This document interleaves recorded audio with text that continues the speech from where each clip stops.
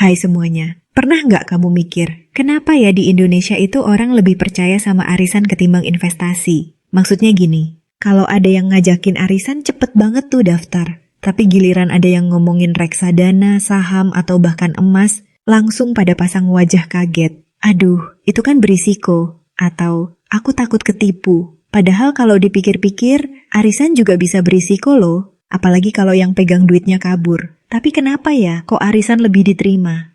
Yuk kita bongkar bareng-bareng. Nggak buat ngejudge siapa-siapa, cuman ingin ngobrol santai sambil kita pahami fenomena ini dari sisi sosial, psikologis, dan tentu aja budaya kita sendiri. Pertama-tama, arisan itu udah kayak bagian dari hidup orang Indonesia. Dari kecil kita udah ngeliat emak-emak arisan di rumah, di kantor RT, bahkan di tempat kerja. Arisan itu bukan cuma soal duit muter, tapi udah jadi ajang silaturahmi, kumpul-kumpul, tukeran cerita, bahkan kadang jadi tempat curhat paling jujur. Jadi jangan heran kalau arisan punya tempat spesial di hati masyarakat. Bukan cuma soal uang, tapi soal rasa aman dan kebersamaan. Ada rasa kekeluargaan di situ. Nah, beda sama investasi. Buat banyak orang Indonesia, investasi itu terdengar asing, dingin, dan penuh istilah ribet. Ada grafik, ada return, ada risk. Udah gitu banyak juga cerita tentang orang yang kehilangan uang gara-gara investasi bodong. Jadi, ada trauma kolektif yang belum sembuh-sembuh. Banyak yang merasa lebih aman ikut sistem tradisional kayak arisan daripada mencoba hal-hal yang lebih modern tapi asing. Dan satu hal penting lainnya, arisan itu konkret. Kamu bisa lihat orangnya, bisa tahu siapa yang megang uang, bisa ngelihat daftar nama yang ikut. Rasanya lebih nyata. Sementara investasi, kita masukin duit ke aplikasi yang bahkan kadang logonya aja kita baru lihat seminggu lalu. Apalagi kalau investasinya online. Jangankan untung, buka aplikasinya aja udah bingung. Tapi tunggu dulu, kita nggak bilang arisan itu jelek ya. Arisan itu bagus, apalagi buat yang punya masalah nyimpen duit sendiri. Kadang, dengan ikut arisan, kita jadi lebih disiplin nyisihin uang tiap bulan. Daripada uangnya habis nggak jelas, mending disetor buat arisan. Nanti pas dapet giliran bisa dipakai buat bayar sekolah anak, beli barang penting, atau sekadar healing tipis-tipis.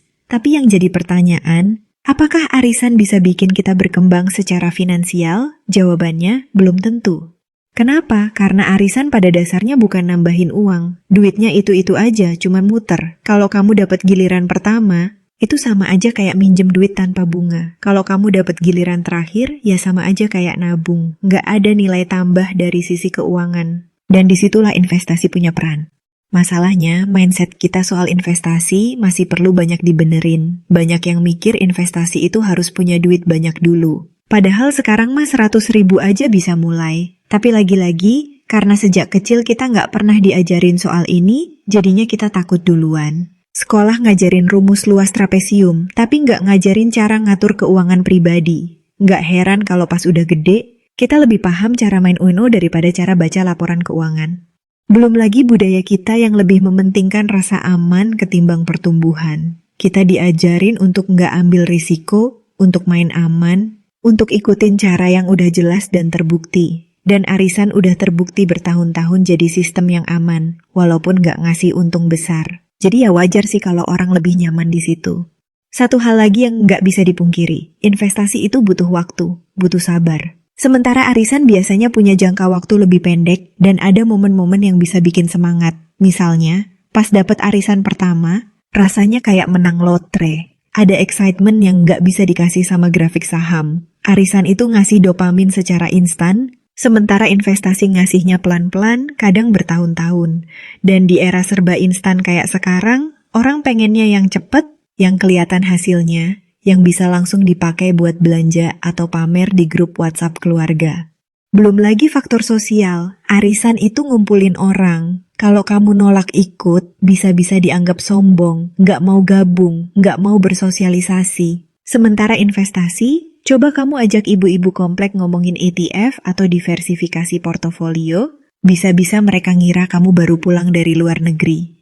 Jadi, secara sosial, arisan lebih gampang diterima. Kamu bisa sambil ngobrolin sinetron, sambil ketawa ketiwi sambil nyemil risol. Sementara investasi itu butuh duduk sendiri, belajar sendiri, trial and error. Harus rela rugi dulu kadang, harus sabar lihat uang naik turun. Dan gak semua orang punya mental itu, apalagi kalau tiap hari masih dipusingin sama harga cabai dan minyak goreng.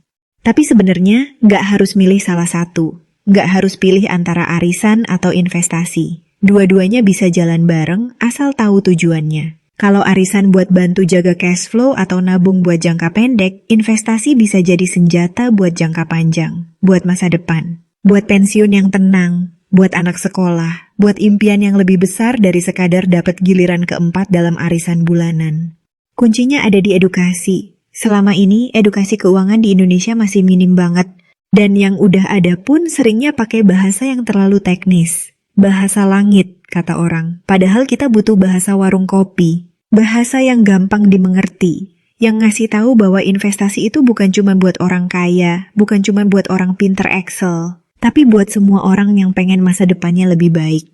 Coba deh bayangin kalau dari kecil kita diajarin cara kerja uang. Bukan cuma cara nyari uang, tapi cara ngelola, nyimpen, dan ngembangin uang. Mungkin sekarang kita udah punya kebiasaan yang beda. Mungkin kita nggak bakal takut sama istilah saham atau obligasi. Mungkin kita bakal nganggep investasi itu biasa aja, kayak halnya kita nganggep arisan sekarang.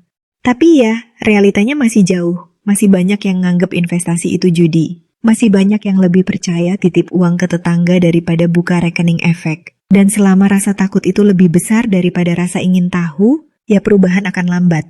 Itu sebabnya penting banget buat kita mulai ngobrol soal ini. Bukan buat sok pinter, tapi buat saling berbagi pemahaman. Biar lama-lama, investasi jadi hal yang bisa dibicarakan di meja makan, bukan cuma di seminar berbayar. Karena kenyataannya, dunia terus berubah. Harga-harga naik, gaya hidup makin mahal, kebutuhan makin kompleks. Kalau kita cuma ngandelin arisan, kita bakal jalan di tempat. Kita butuh strategi keuangan yang lebih dari sekadar muter uang di lingkaran kecil. Kita butuh sesuatu yang bisa bantu uang kita tumbuh. Bukan berarti semua orang harus langsung jadi investor aktif, tapi setidaknya tahu bahwa ada pilihan lain selain arisan. Ada peluang lain buat ngembangin uang. Dan peluang itu bisa dimulai dari yang kecil. Dari 100.000, dari aplikasi yang terpercaya, dari belajar pelan-pelan. Yang penting bukan seberapa besar kamu mulai, tapi seberapa konsisten kamu belajar dan nyoba. Bahkan kalau awalnya rugi, itu bagian dari proses. Namanya juga belajar, gak ada yang langsung jago.